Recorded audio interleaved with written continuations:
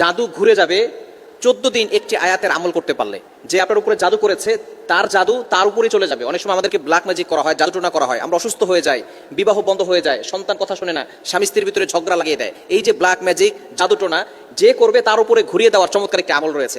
এই যে আমরা বিশেষ করে আমাদের কাছের মানুষ যারা আছে তাদের উপরে কিন্তু তারাই কিন্তু মানুষের উপরে ব্ল্যাক ম্যাজিক করে থাকে, কুফরি কালাম করে থাকে। এটা কিন্তু সত্য, অনেকে এটা বিশ্বাস করে, এটা সত্য। যার কারণে মানুষ অসুস্থ হয়ে যায়, দিন দিন সে একেবারে মৃত্যুর দ্বার প্রান্তে পর্যন্ত চলে যায়। এটা কিন্তু সত্য।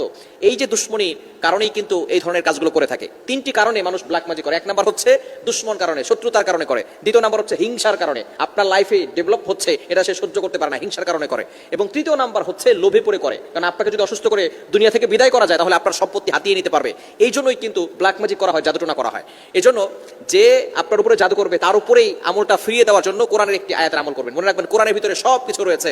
আল্লাহ তাআলা পবিত্র কোরআনুল কারীমের ভিতরে নিজেই বলে দিয়েছেন। 15 নম্বর পারা 9 নম্বর পৃষ্ঠা 2 নম্বর লাইন সূরা বানী ইসরাঈলের 82 নম্বর আয়াতে আল্লাহ তাআলা বলছেন, ওয়া নুনাজ্জিলু মিনাল কুরআন মা হুয়া শিফাউ ওয়া রাহমাতুল লিল মুমিনিন। আল্লাহ তাআলা এই মুমিনদেরকে কোরআনের ভিতরে শিফা দিয়েছে, কোরআনের ভিতরে রহমত রয়েছে, শিফা রয়েছে। এজন্য কি করবেন? এই আমলটি করতে হবে ফজরের নামাজের পরে এবং আসরের নামাজের পরে। মাস্ট বি আপনাকে 5 ওয়াক্ত নামাজ পড়তে হবে। আমল করতে হবে ফজরের নামাজের পরে এবং আসরের নামাজের পরে। এবং অবশ্যই আল্লাহ তাআলার প্রতি পরিপূর্ণ ইয়াকিন থাকতে হবে, বিশ্বাস থাকতে হবে। আল্লাহ তাআলার কোরআনের একটি আয়াতটি হচ্ছে 21 নম্বর পারার 20 নম্বর পৃষ্ঠার 4-5 নম্বর লাইন সূরাতুল আহজাবের 25 নম্বর আয়াত, ওয়ারাদ্দাল্লাহুল্লাযীনা কাফারু বিগাইযিহিম লাম ইয়ানালু খায়রা ওয়া কাফাল্লাহুল মুমিনিনাল কিতাল ওয়া কানাল্লাহু কাবিয়্যান আজিজা।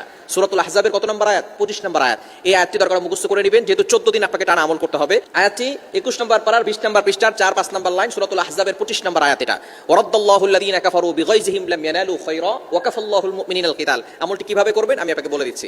ফজরের নামাজের পরে এবং আসরের নামাজের পরে প্রতিদিন 2 বার আমলটি করতে হবে। টানা 14 দিন আমলটি করবেন। ফজরের নামাজের পরে আপনি বসবেন, বসে আয়াতুল কুরসি একবার পড়বেন, পড়ে এরপরে আপনি আউযু বিল্লাহি মিনাশ শাইতানির রাজিম একবার পড়বেন। এরপরে আপনি এই আয়াতটি পড়বেন, ওয়ারাদ্দাল্লাহুল্লাযীনা কাফারু বিগাইযিহিম লাম ইয়ানালু খায়রা ওয়া কাফাল্লাহুল মুমিনিনাল কিতাল ওয়া কানাল্লাহু কাবিয়্যান আজিজা। এই আয়াতটি পড়ে আপনি বুকে ফু দিবেন, এরপরে হাতে ফু দিবেন, এরপরে পুরো শরীরটাকে আপনি মাসাজ করে দিবেন। এভাবে আপনার যতটুকু হাত যায় মাসাজ করে দিবেন ইনশাআল্লাহ। তাহলে এভাবে 11 বার পড়বেন। কয়বার? 11 বার। এই আয়াতটি 11 বার আমল করবেন।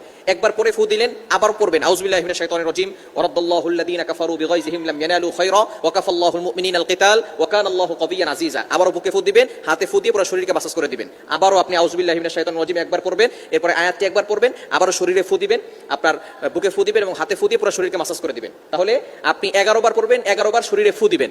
এরপরে আপনি একটা গ্লাস নেবেন, গ্লাস নিয়ে সেখানে কিছু পানি নেবেন, সেই পানি নিয়ে আবারও আউযু বিল্লাহ একবার এবং আয়াতটি একবার পরে গ্লাসে ফু দিবেন। এবার 11 বার আপনি আয়াতটি পড়বেন, 11 বার এখানে ফু দিবেন, গ্লাসে ফু দিয়ে ওই পানিটা খাবেন।